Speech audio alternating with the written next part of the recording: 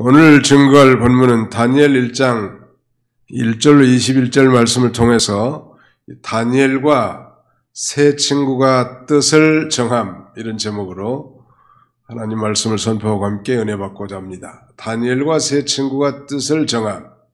우리가 잘 아는 이 내용이기도 하지만 또 공과에도 나와 있으니까 이 말씀을 통해서 우리도 이 거룩한 결단을 하는 복된 시간이 다 되시기를 바랍니다.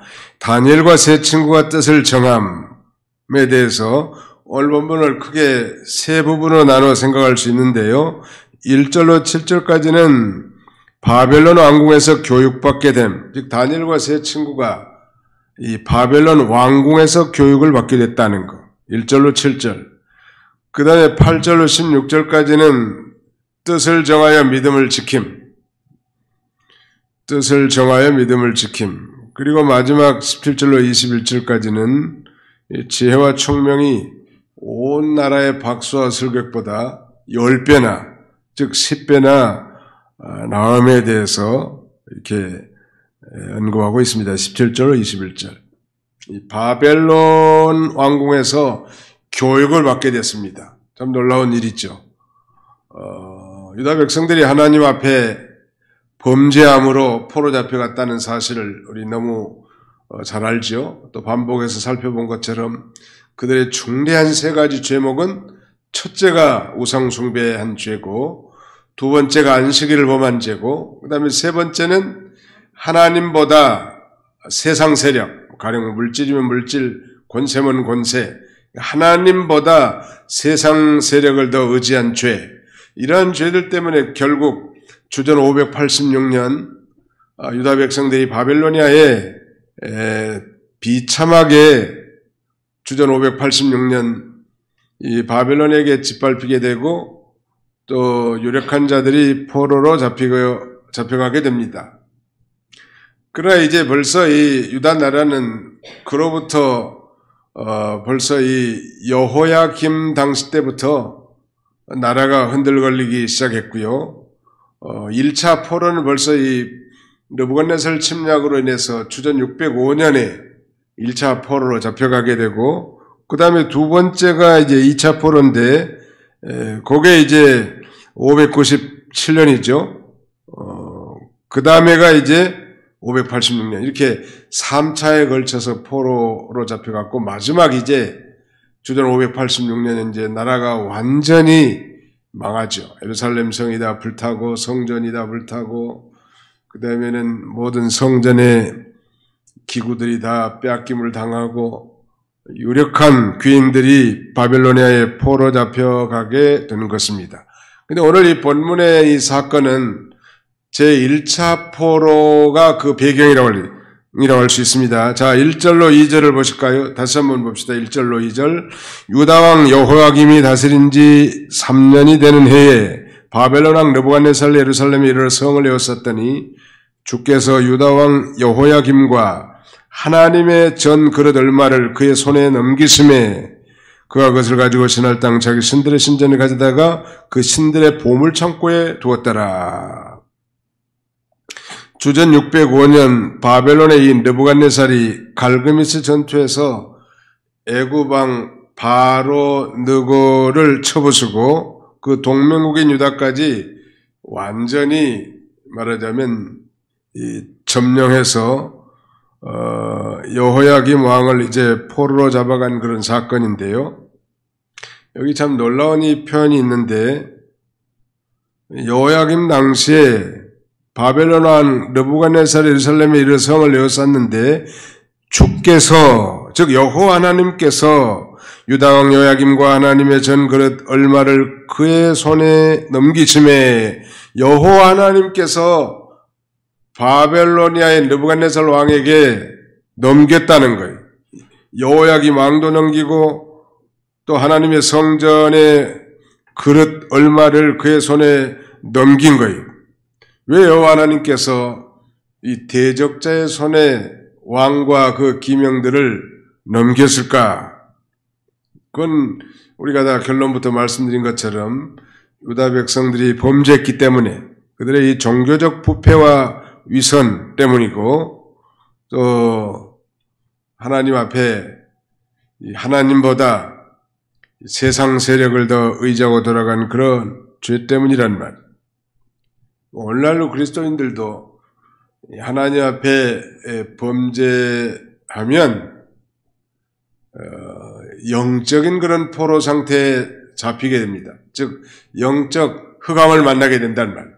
심령이 밝아서 하나님의 뜻을 밝히 분별하고 참된 위로와 평강을 누리는 삶을 살지 못하고, 성도가 범죄하면 지옥까지는 않지만 그 죄를 철저하게 회개하기 전까지는 심령이 어두워져서 이 말하자면 죄의 포로가 되고 이 사망의 포로가 돼서 심령이 시커매진 거예요.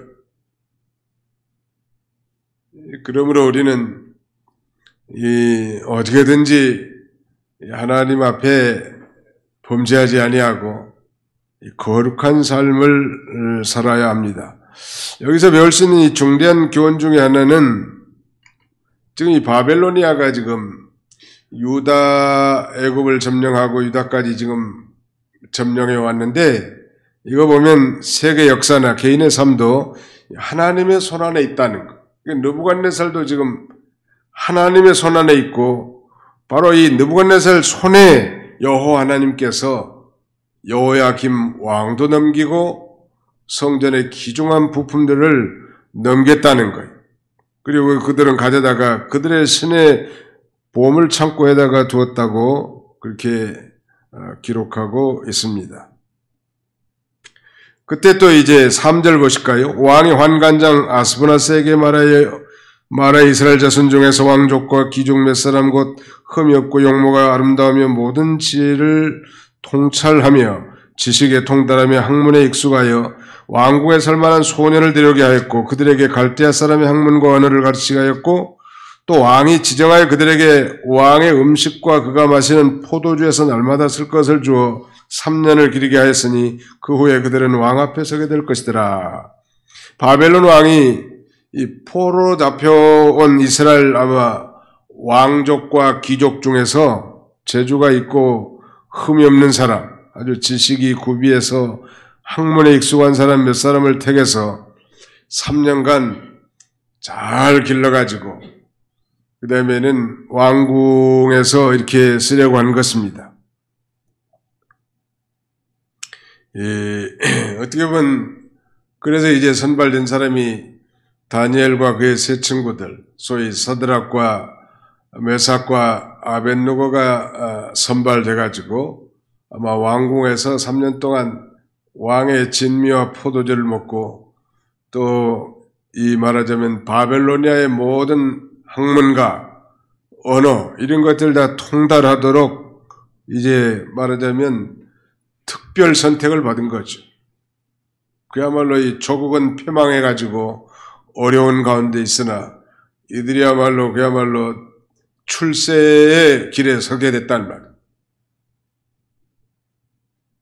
어떻게 보면 굉장히 세상적으로는 성공적인 것 같지만 신앙적 관점에서는 그것이 과연 이 성공적인 것인가?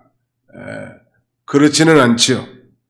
마귀는 항상 이 신앙생활을 바로 하려고 하는 사람들을 넘어뜨리려고 하는데, 소위 이 다니엘과 그의 세 친구들에게 바벨론의 모든 물질과 명예, 그들이 좋아하는 학문과 이런 것들로 유혹해서 지금 넘어뜨리려고 하는 하나의 시험이라는, 영적인 관점에서 바라볼 때 보통 사람이라면 인간적인 사랑과 물질이 풍성한 가운데 빠지면 신앙이 넘어지기 쉬운데, 또 그 가운데 빠져지기 쉽단 말. 또 왕이 먹는 음식이라면 대단한 음식일 텐데 말이죠. 그런 것들을 다 먹고 살게 되면 거기에 취하기가 쉽단 말. 그러니까 이 영적인 관점에서 보면 지금 이 믿음 있는 다니엘과 세 친구들을 그러니 물질과 부귀 영화 이런 것들에 지금 넘어뜨리려고 하는 마귀의 계계로 할 수 있겠는데, 그걸 이제 잘 분별하는 것이 중요할 것 같아요. 그리고 이 다니엘과 세 친구의 이름들도 그 이름 자체가 다 신앙적 의미가 포함된 이름들이었는데 다 바벨론식 이름으로 다 바꿔버린 거예요. 그래서 그들을, 하나님의 사람들을 말하자면 마귀의 수종자로 이렇게 사용하려고 하는 것입니다. 어쨌든 간에 이들이 믿음이 좋은 친구들이 분명한데, 우리가 이제 다니엘 1장부터 쭉 6장까지 살펴보면 그들의 그 신앙적 용기와 그 다음에 용맹들이 이렇게 다 드러나게 되는데, 그들의 그 조상들이 범죄함으로 말미암아 결국 이들도 다 바벨론에 포로 가게 된 것입니다. 이거 보면 성도가 하나님 말씀을 순종하지 않고 나가면 자기도 이렇게 저주받고 자손들도 저주받는다는 말. 아주 우양의 새끼까지 다 그런 영향력을 받게 되는 것입니다. 중요한 것은 오늘 요절이 8절인데요. 8절을 같이 한번 통독하겠습니다. 집에서도 한번 같이 읽어보세요. 다니엘서 제1장 8절입니다. 시작. 다니엘은 뜻을 정하여 왕의 음식과 그가 마시는 포도주로 자기를 더럽히지 아니하니라 하고 자기를 더럽히지 아니하도록 환관장에게 구하니. 다니엘이 뜻을 정하여 왕의 음식과 그가 마시는 포도주로 자기를 더럽히지 아니하리라 하고 뜻을 정하는 거에 말하죠. 그리고 이제 자기를 더럽히지 않도록 환관장에게 그것을 구했다고 했습니다.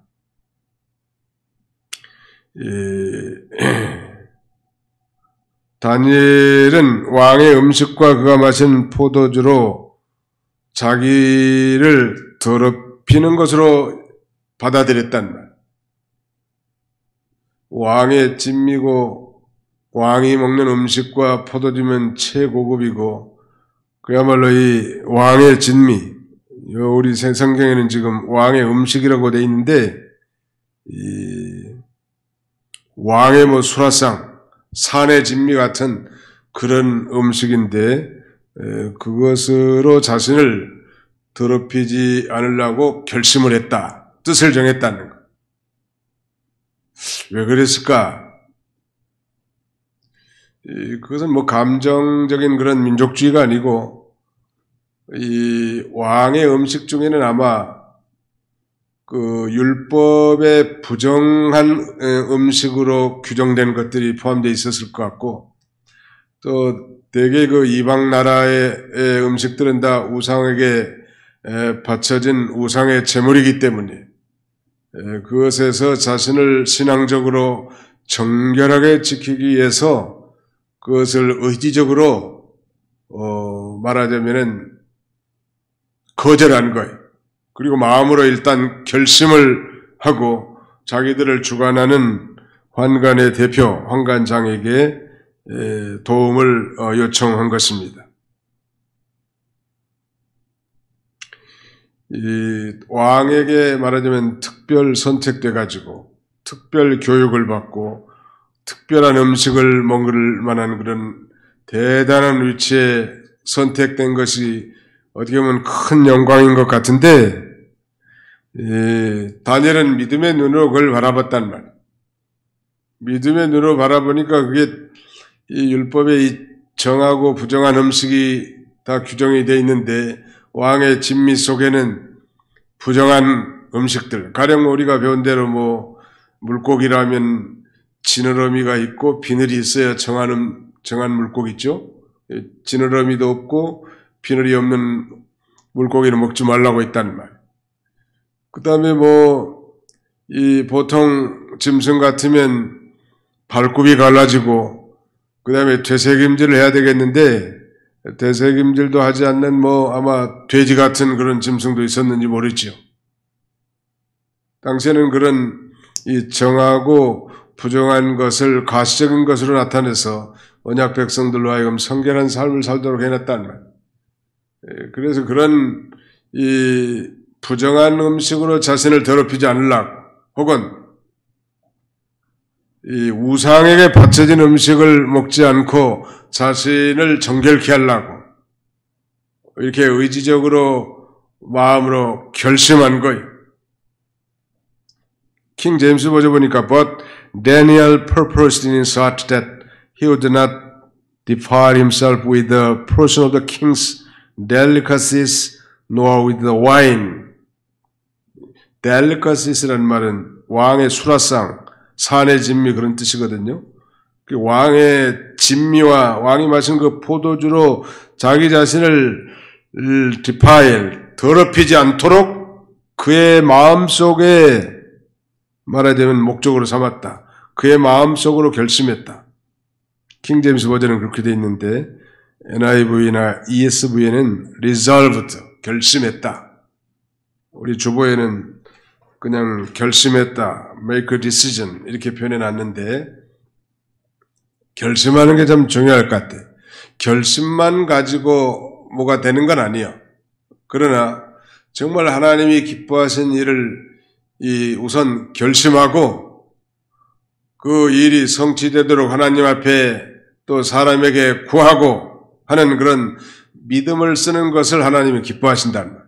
아예 흐리멍텅하게 이게 이 성도, 구약시대로 말하면 이 성민을 더럽게 하는 부정한 음식이 있고 우상의 제물도 있음에도 불구하고 그걸 더럽히면서도 대수롭지 않게 여기고 흐리멍텅하게 나간다면 거룩한 백성으로서의 삶의 부적격이라는 말. 그러나 이것이 여호와의 성민으로서, 아니 신약시대는 예수 그리스도의 피로 죄사함 받은 이 거룩한 성도로서 이런 삶이 하나님 앞에 하나님이 기뻐하지 않는 삶이라는 확신이 든다면 마음으로 결심을 하고 이렇게 해서는 안 되겠구나. 주여 불쌍히 여겨 주옵소서. 나는 부족하오나 주님은 만능의 하나님이시오니 이러한 가운데서 나를 거룩함으로 지켜줄 줄 믿습니다. 그렇게 하고 하나님 앞에 기도하면 하나님 얼마나 기뻐하시겠냐는 말. 이런 생각도 없고 저런 생각도 없고 이래도 흥 저래도 흥 한다면 거룩한 삶을 살기 어려워요. 분명히 포로 주제고 어떻게 보면 왕의 절대적인 명령에 절대 복종해야 할 그런 위치에 있음에도 불구하고 이들은 이 왕의 백성이기 전에 하나님의 백성들이란 말. 만왕의 왕이신 하나님 앞에 거리끼는 거 아니겠는가? 그래서 정말 이 고난 가운데서도 거룩함을 지키려고 결심했다는 것. 이것이 이들의 아주 좋은 신앙 같습니다. 요새 우리 코로나19로 어떻게 보면 예배도 잘 안 드리고 그러니까 랄랄룰루 하면서 이 시간에도 전혀 의식 없이 돌아다니거나 행동을 할 수도 있겠는데 말이죠. 이 시간을 기억해서 온라인 예배에 창념하고 또 예배에 나와서 이렇게 봉사한다면 그 하나님 얼마나 기뻐하시겠나요? 또 그렇게 살려고 마음을 먹으면 하나님이 길을 열어주시는 거예요. 우리 홍기훈 청년인데 아마 강사님한테 연락이 온 모양이에요. 오늘은 비대면 예배니까 나오지 말라고 했던 소식을 들은 모양인데 거기 인터넷도 잘 안 되고 그래서 우리 교육관에서 태블릿으로 좀 볼 수 없겠느냐고. 그래서 강사님이 또 물어와가지고 그거 좋은 생각이라고. 그렇게 하시라고. 그런 생각을 안 가질 수도 있잖아요. 충분히. 오늘은 그냥 좀 쉬자. 이렇게 마음먹을 수도 있는데 그래도 어떻게든지 그 예배에 참여하려고 하는 그런 마음을 가지고 타진하니까 길이 열리잖아요. 마찬가지예요, 지금 포로 주제에 말이죠. 그런 큰 융숭한 대접에도 감지덕지하고 그 왕의 명령을 잘 순종해야 할 그런 위치에 있음에도 불구하고 이거야말로 이 왕의 진미가 하나님을 거스리고 이 거룩한 삶에 입에되는가라는 걸 확신했기 때문에 그는 마음으로 결심하고 자신을 더럽히지 않으려고 결단을 하고 그 일을 자신들을 주관하는 이 주관자인 환관장에게 이제 도움을 구하는 것입니다. 믿음 생활은 언제나 그렇게 하는 거예요. 그러니까 첫째는 하나님의 주권이지만 두 번째는 인간의 책임이란 말이에요. 하나님이 모든 일을 다 아시지만 사람이 할 도리를 반드시 해야 된다는 거예요. 그리고 하나님 앞에 간절히 기도하면 하나님께서 정말 길이 없는 가운데서 길을 열어주시고 정말 불통한 가운데서도 반드시 형통하게 해주시는 하나님이십니다. 이 뜻을 정해서 이 다니엘과 세 친구가 믿음을 지켰다는 거 중요한 거죠. 바벨론 왕국에서의 교육을 받는 대단한 그런 축복 가운데서도 즉 고난 중에서도 이 거룩한 결심을 하는 거 참 중요할 것 같아요. 자신들의 경건을 위협하는 이 시험에 떼인 것을 믿음의 눈으로 말하자면 깨달은 거예요. 정말 하나님 기뻐하시겠는가? 내가 이 자리에 지금 머물러 있는 거, 내가 이러한 행동하는 걸 우리 하나님이 기뻐하시겠는가? 아니 내가 이 음식을 먹음으로 내가 이 마음이 좀 찝찝하고 내 자신을 더럽힌 것이 아니겠는가?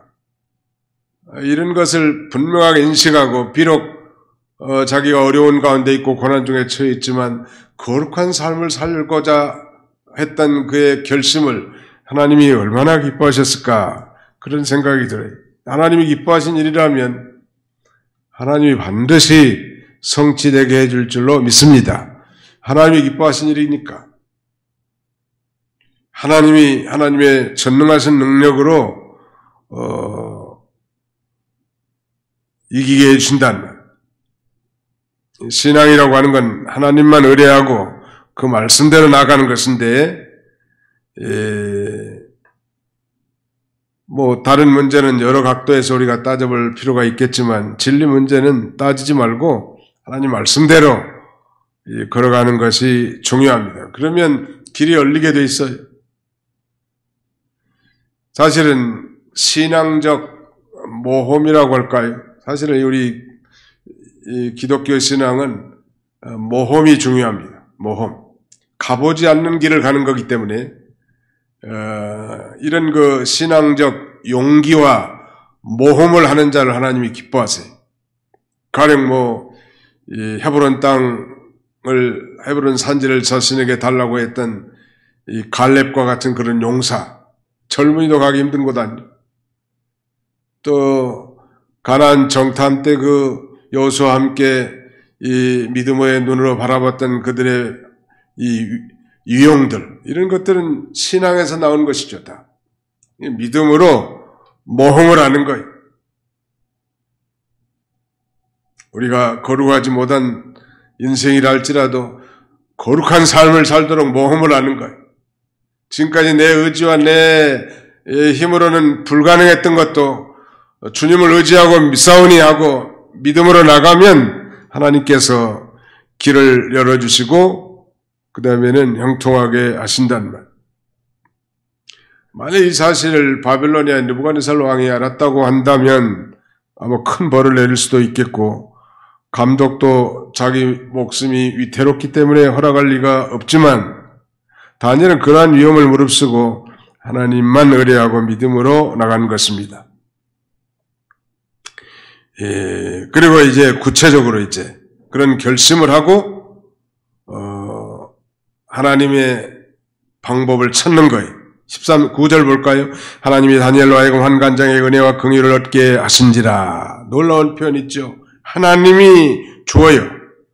다니엘로 하여금 환관장에게 은혜와 긍휼을 얻게 하신지라. 그러니까 하나님께서 그렇게 하시는 거예요. 참 놀라운 일이죠. 우리가 믿음을 쓰면 하나님께서 우리를 도울 사람에게 은혜와 긍휼을 베푸시고 그 마음을 바꾸셔서 그 일이 성취되게 하시는 하나님이시죠. 저도 직장생활 하면서 신학을 오는 그 과정 속에서 이런 체험들을 경험하게 됐습니다. 그때 그 하나님의 그 역사하심을 바라볼 때 영적 기쁨은 이루 말할 수 없죠. 하나님이 하시는구나. 하나님이 하시는구나. 우리 소소한 우리의 삶 가운데서도 정말 우리 하나님이 기뻐하신 뜻을 찾고, 오늘 신약시대 우리 성도는 이 성전 아니겠습니까? 너희가 성전인 것과 하나님의 성령이 너희 안에 거하신 줄 알지 못하느냐. 이와 같이 하나님의 성전을 더럽히면 하나님이 그 사람도 멸하시리라 했는데, 거룩한 삶, 우리가 행통할 때뿐만 아니라 코로나 시대에 어려운 시대지 지금 믿음 지키기가. 정말 이 코로나로 인해서 확연하게 두 부류가 분류되는 것 같아요. 믿음이 있는 사람들은 더 번쩍번쩍 빛이 난 것 같고, 믿음이 없는 사람들은 훨씬 더 심령이 어두워지고 퇴색되는 것 같아요. 그러나 이 고난 가운데 있지만 이러한 가운데도 믿음을 지키고 거룩한 삶을 살도록 하나님 앞에 기도하며 이렇게 돕는 자를 주시고 붙여주시고 그 돕는 자의 마음도 열어주시는 거예요. 이 환관장도 걱정이 많이 될 거 아니에요? 그래서 다니엘이 1차적으로 환관장에 요청을 했죠. 우리가 물과 채소만 먹겠다고. 왕의 진미와 포도주는 안 먹겠다고. 아마 자세히 설명했을 것 같아요. 안 먹는 이유를. 우리는 여호와 하나님을 섬기는 자들인데 여호와 하나님께서는 이런 음식을 먹지 말라고 했기 때문에 우리는 안 먹는데 환관장님 좀 도와주십시오. 난감할 거 아니에요? 그래가지고 내 얼굴들이 초췌해 있으면 왕 앞에 내 목이 달아날 판국인데 내가 어떻게 해줄 수 있냐 그러니까. 그러면 열흘 시험 한번 해보세요. 열흘만 테스트 한번 해보시고 우리들 얼굴이 다른 이 동년배의 얼굴보다 더 윤택해지고 기름지면은 허락해 주십시오. 했더니 그 한 가지 허락해가지고 열흘간 채식과 물만 먹었는데도 그렇지 않는 소년들보다 훨씬 더 얼굴이 아주 윤택해졌다고 성경은 증거하고 있습니다. 14절로 16절 보실까요? 그가 그들의 말을 따라 열흘 동안 시험하더니 열흘 후에 그들의 얼굴이 더욱 아름답고 살이 더욱 윤택하여 왕의 음식을 먹는 다른 소년들보다 더 좋아 보인지라. 그리하여 감독하는 자가 그들에게 지정된 음식과 마실 포도주를 제하고 채식을 주니라. 열흘 동안 시험하더니 그랬습니다. 열흘 시험은 인간이 모든 힘을 다 기울여야 감당할 수 있는 시험입니다. 10일 환란이라는 말도 있는데 우리 요한계시록에 십수라는 게 열이라는 게 만수잖아요. 인간의 만수. 그러니까 인간의 모든 힘을 다 기울여야 감당할 수 있는 시험. 최선을 다하는 거죠. 가만히 있으면 시험을 당하지 않겠지만 자기를 더럽히지 않고 깨끗하게 지키기로 결심하고 그 길을 걸어갔기 때문에 사실은 이 시험이 온 거죠.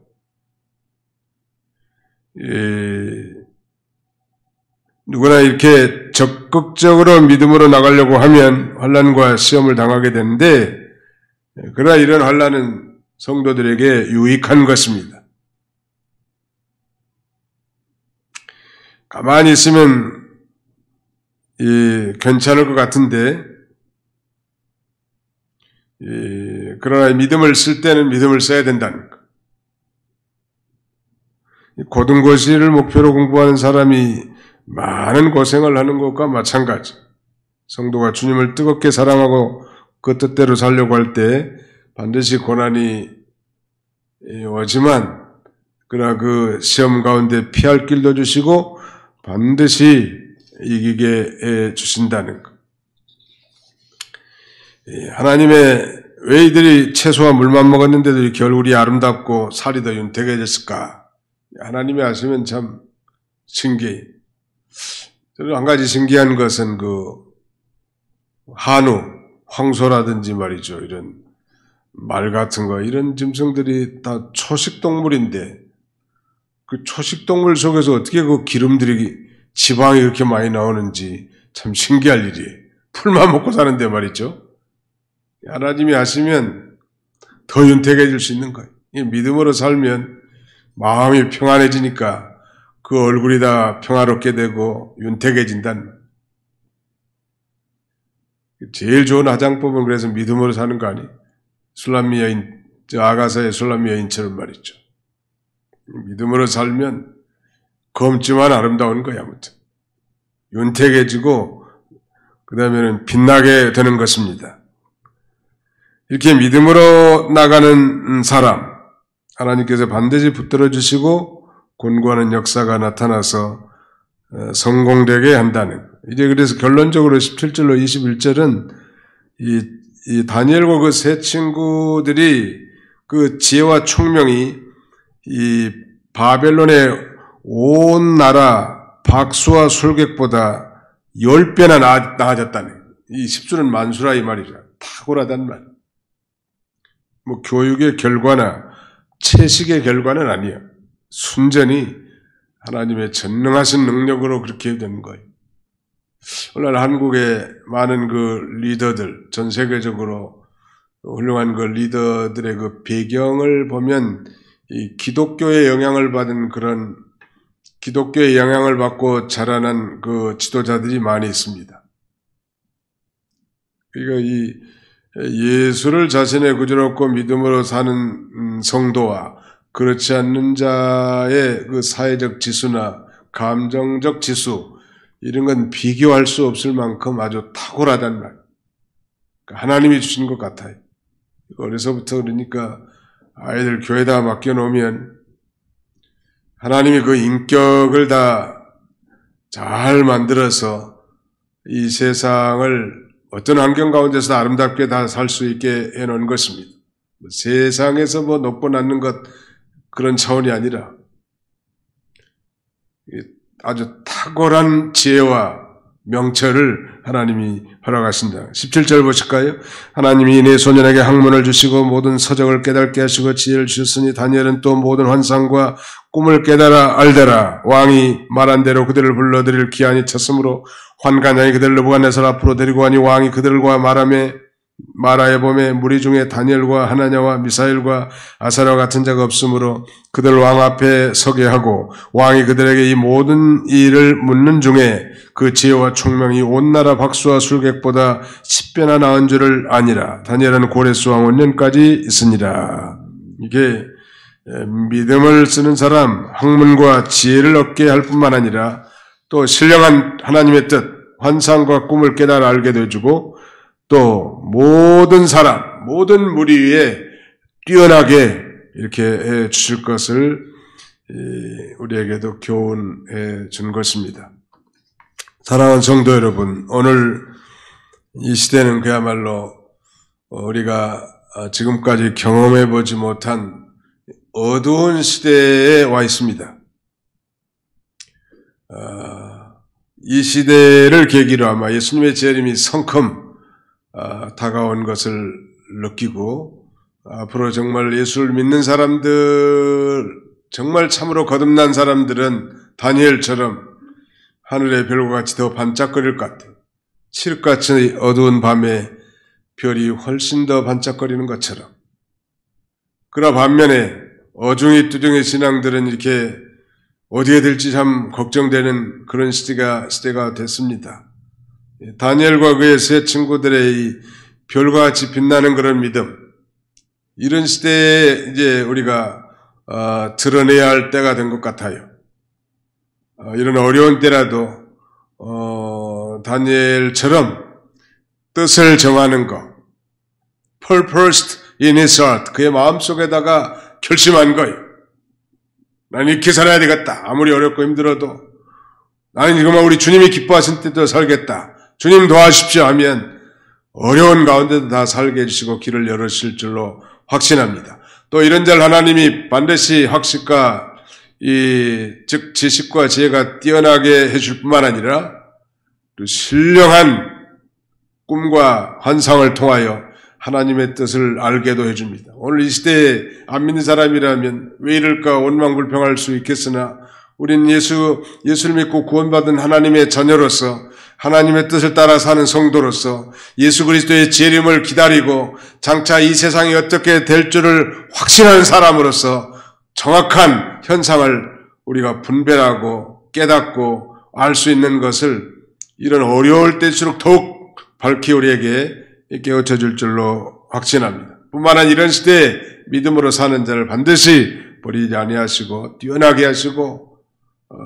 그들을 통해서 하나님께서 영광을 받으실 줄로 확신합니다. 이런 복된 성도님들이 다 되시기를 주님의 이름으로 축원합니다. 기도하겠습니다. 다 같이 기도합시다. 살아계신 우리 아버지 하나님께서 오늘 이렇게 추운 날씨 가운데서도 하루를 지켜주시고 이 지난 3일 동안도 하나님께서 은혜 가운데 보호해 주셨다가 오늘 이 시간을 기억하여 오프라인으로 혹은 온라인으로 우리 하나님 앞에 예배할 수 있도록 은혜 주심을 진심으로 감사합니다. 다니엘과 그 세 친구들이 뜻을 정한 것을 통하여 우리도 정말 이 어려운 시기에 이 방만하게 살지 말고 세상 물질, 문명, 먹을 것, 마실 것에 취하여 떠내려가지 말고 정말 하나님의 자녀로서 결심하고 우리 하나님을 기쁘시게 하는 삶을 살아갈 수 있는 저희가 다 되게 해주시기를 원합니다. 참으로 어려운 시기입니다만 고난의 시기이지만 하나님 고난한 시기에도 이 성도로서 부름받은 특별한 사명이 있사오니 거룩한 삶을 살게 해주시기를 원합니다. 자비로우신 아버지 하나님, 이 연말연시에 우리 도봉교회 모든 가족들 한 사람도 낙오되는 심령이 없게 해주시고 어디서 무엇을 하든지 하나님을 찾고 의지하며 믿음으로 주님과 온전히 동행할 수 있도록 우리 하나님께서 축복해 주옵소서. 남은 주간도 주님이 친히 함께 해주시길 원하오며 예수님의 이름으로 기도하옵나이다. 아멘.